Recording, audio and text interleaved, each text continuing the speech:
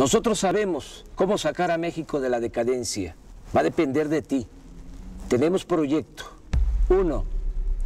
Rescatemos al Estado. El Estado está convertido en un comité al servicio de unos cuantos. En sentido estricto, hablando con la verdad, en México no hay democracia, porque la democracia es el gobierno del pueblo y para el pueblo. Lo que hay es una oligarquía, que significa el gobierno al servicio de unos pocos.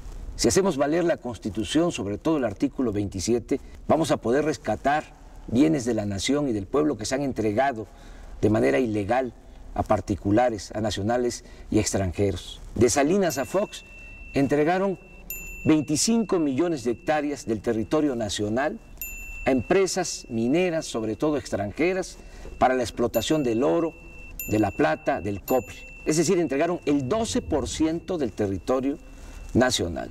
México tiene 200 millones de hectáreas. Lo que concesionaron, pues es del tamaño del estado de Chihuahua, que es el estado con más territorio en nuestro país, tiene 25 millones de hectáreas. Se llevan todas estas riquezas, no dejan beneficios, contaminan, pagan salarios de hambre. ¿Sabes cuánto pagan de impuestos las empresas mineras extranjeras?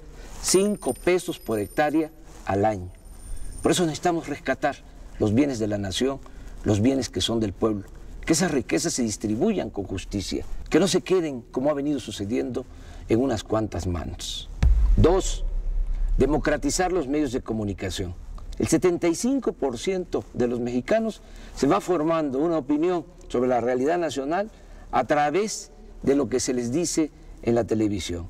Y resulta que la televisión está concentrada en unas cuantas manos, en unas cuantas personas. Televisa está en manos de Roberto Hernández, de Balleres, Claudio X González, del Consejo Coordinador Empresarial, el que participó en la guerra sucia en contra de nosotros en el 2006. Germán Larrea, el de la Minera México.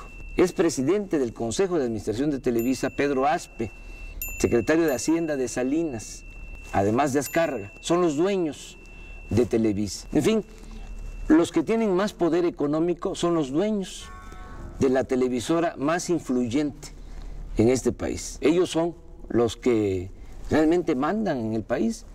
¿Cómo se apoya esta oligarquía para hacer sus fechorías, para cometer todas estas atrocidades que han llevado a la destrucción a nuestro país, que llevan al empobrecimiento del pueblo? Pues se apoyan porque tienen el control de los medios de comunicación. No dominan con el ejército. La oligarquía no necesita usar la fuerza bruta. Tienen el control de los medios de comunicación, tripulan la mente, tripulan el pensamiento de millones de mexicanos. Por eso hace falta que haya competencia, democratizar los medios de comunicación para que se escuchen todas las voces y de esta manera pues se tenga un mejor criterio. Hay muchas cosas que los ciudadanos no saben. Por ejemplo, han echado a andar una guerra sucia desde hace bastante tiempo, desde el desafuero en contra de nosotros para desprestigiarnos. Están empeñados en destruirnos políticamente, al mismo tiempo que ahora ya están proyectando a Peña Nieto, que va a ser el candidato de Televisa a la presidencia de la República. Ya la oligarquía tiene candidato, Salinas de Gortari es el jefe de campaña de Peña Nieto y Televisa la encargada de la propaganda, al mismo tiempo que a nosotros nos están haciendo a un lado y además nos atacan un día sí y el otro también. 3. Crear una nueva economía.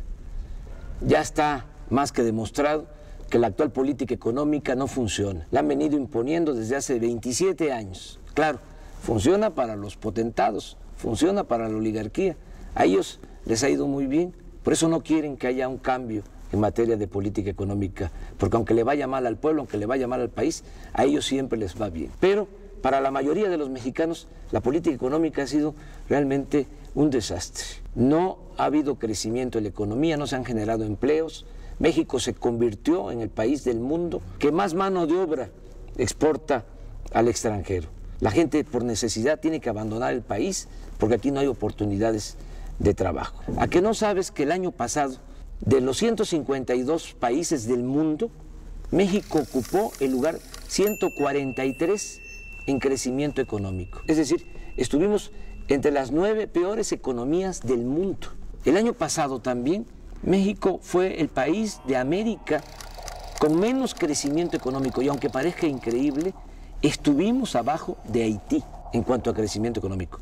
Y aún así no quieren cambiar la política económica. ¿Qué proponemos? Impulsar actividades productivas, crear empleos, rescatar al campo del abandono, apoyar a los productores, ejidatarios, pequeños propietarios, lograr la autosuficiencia alimentaria, también desarrollar todo el sector energético. Es un absurdo que estemos vendiendo petróleo crudo en el extranjero y estemos comprando gasolinas o otros derivados. Es como si vendiéramos naranja y compráramos jugo de naranja. Tenemos que producir aquí las gasolinas, hacer las refinerías que hacen falta, fortalecer la industria petroquímica, todo esto para generar empleos en el país.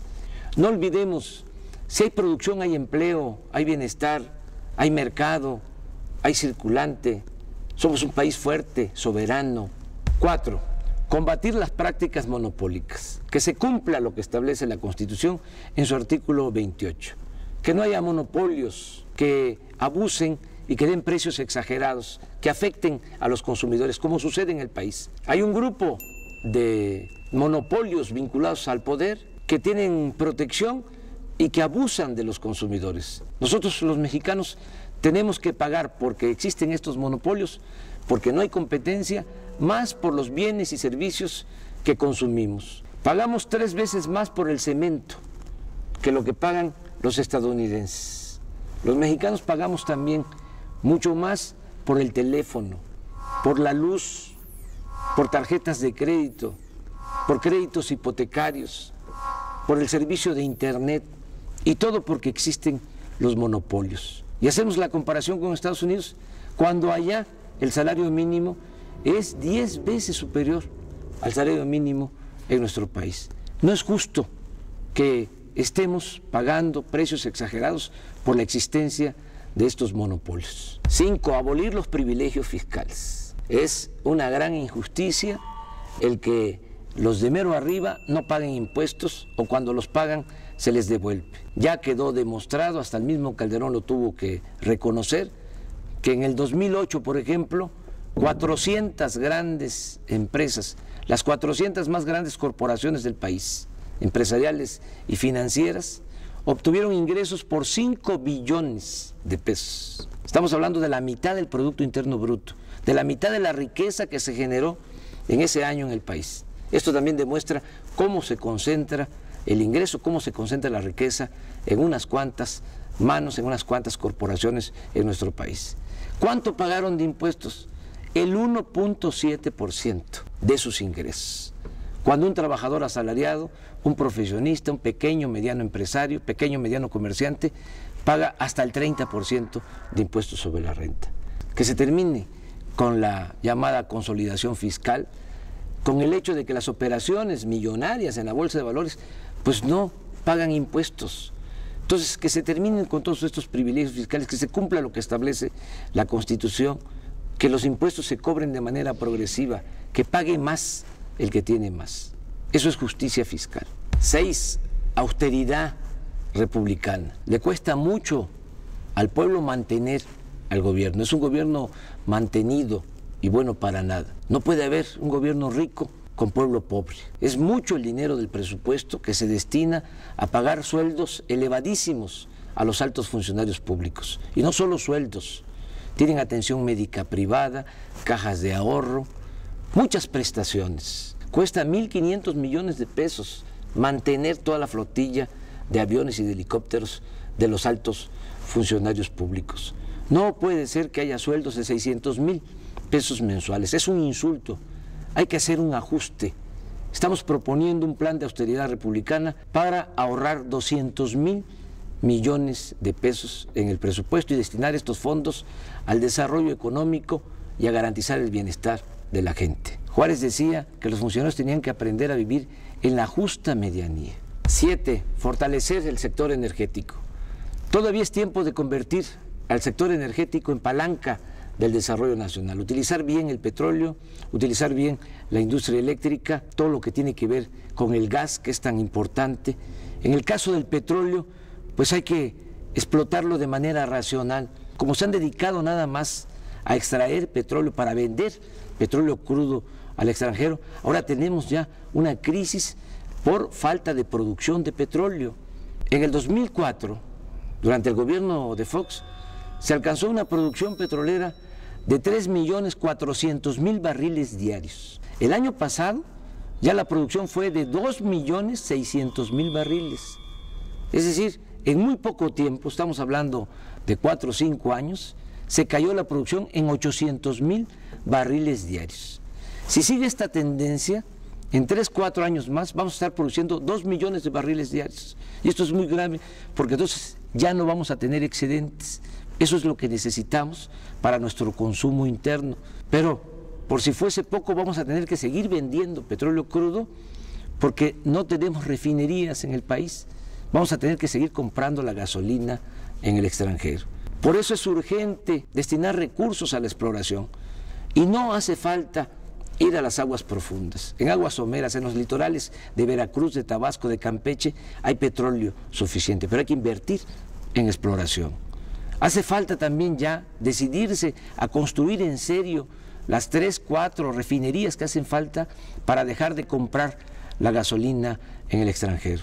Por nuestro movimiento se vio obligado el gobierno usurpador a decir que iban a construir una refinería. Ojalá y me equivoque, pero va a terminar el sexenio y no van a pegar un ladrillo. Son muy ineficientes, además no les importa el desarrollo de nuestro país. A ellos lo que les interesa son los negocios. En Pemex hay una gran corrupción y todo eso se tiene que terminar. Lo mismo en el caso de la industria eléctrica. Hay que revisar todos esos contratos que han entregado a empresas extranjeras para instalar plantas de generación de energía eléctrica en nuestro país. Estamos pagando la luz a precios muy elevados porque la Comisión Federal de Electricidad está comprando toda la energía eléctrica a empresas extranjeras. El 40% de la luz que consumimos ya se está comprando a empresas extranjeras. 8. Alcanzar la soberanía alimentaria. Tenemos que producir los alimentos que consumimos, dejar de comprar maíz, frijol, arroz, leche, carne de cerdo, carne de res, desechos de pollo en el extranjero. Es un absurdo que se haya abandonado el campo y que no estemos produciendo lo que consumimos. El año pasado, a pesar de la recesión económica, se tuvieron que destinar 16.000 millones de dólares para comprar alimentos en el extranjero, cuando podríamos estarlos produciendo en nuestro país, además generando empleos, evitando de que la gente tenga que irse a buscar trabajo a Estados Unidos. Se está despoblando el campo. También tenemos que apoyar la producción de autoconsumo. Millones de campesinos pobres, indígenas, viven de lo que producen, de la economía de autoconsumo. Hay que apoyarlos, ayudarlos a que sigan produciendo maíz, sobre todo, que es la base de la alimentación, y no al maíz transgénico. 9. Establecer el estado de bienestar. Que se garantice la seguridad, el bienestar del mexicano, desde que nace hasta que muere, desde la cuna hasta la tumba. Ese es un ideal, se puede lograr. Hay que empezar por garantizar el derecho de los adultos mayores a una pensión justa. El estado de bienestar en Europa, por ejemplo, significa que a partir de los 65 años ya reciben en algunos países hasta 30,000 pesos mensuales de pensión. Eso es estado de bienestar. Nosotros tenemos que garantizar eso. Tiene que haber pensión universal para todos los adultos mayores. Tiene que haber becas de apoyo a todas las personas con discapacidad. Tiene que garantizarse la atención médica y los medicamentos gratuitos. Hacer valer lo que establece la Constitución, el derecho del pueblo a la salud. Y desde luego tiene que garantizarse el derecho a la educación. Que no se queden los jóvenes sin la posibilidad de estudiar, que no importe la condición económica, social de los padres, para que los jóvenes puedan tener acceso a la educación. No lo que ha venido sucediendo, que cada año rechazan a 300,000 jóvenes con el pretexto de que no pasan el examen de admisión en las universidades públicas, cuando la verdad es que no hay presupuesto, no hay espacio y por eso los están excluyendo. ¿Qué planteamos nosotros? Que todos los jóvenes tengan posibilidad de estudiar. 100% de inscripción en las escuelas públicas. Es mejor tener a los jóvenes estudiando que tenerlos en la calle. Ahora todo el mundo se rasga las vestiduras por esta situación de inseguridad y de violencia que desgraciadamente se está padeciendo, pero hay que entender por qué llegamos a estos extremos. En 27, 28 años no ha habido crecimiento económico, no hay empleo, sobre todo se les cerró las puertas a los jóvenes que no tienen posibilidad ni de trabajo ni de estudio. Está demostrado que no basta para enfrentar el problema de la inseguridad y de la violencia el usar al ejército, la mano dura, penas más severas. Hay que entender que la paz y la tranquilidad son frutos de la justicia. 10. Promover una nueva corriente de pensamiento, en donde lo más importante sean los valores.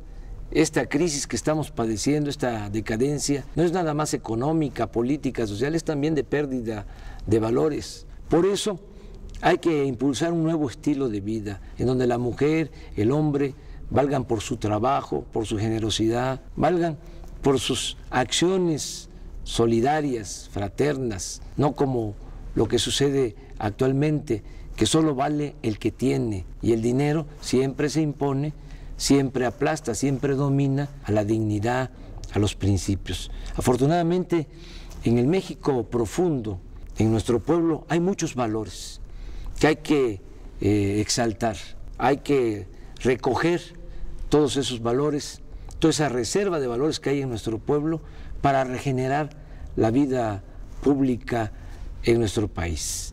Abajo no hay odio, abajo no hay codicia. Eso tiene que ver más con lo que han venido induciendo últimamente. Y tenemos que recordar que la felicidad no es solo acumular riquezas, no solo es acumular bienes materiales. La felicidad es estar bien con uno mismo, estar bien con nuestras conciencias y sobre todo estar bien con el prójimo. A pesar de la tragedia nacional, no nos desanimemos. Si hay salidas, no caigamos en la desesperanza. Sí podemos sacar adelante a nuestro país, sí podemos sacar adelante a nuestro pueblo. Tenemos proyecto para sacar adelante a México. Depende de ti. Y recuerda, solo el pueblo puede salvar al pueblo.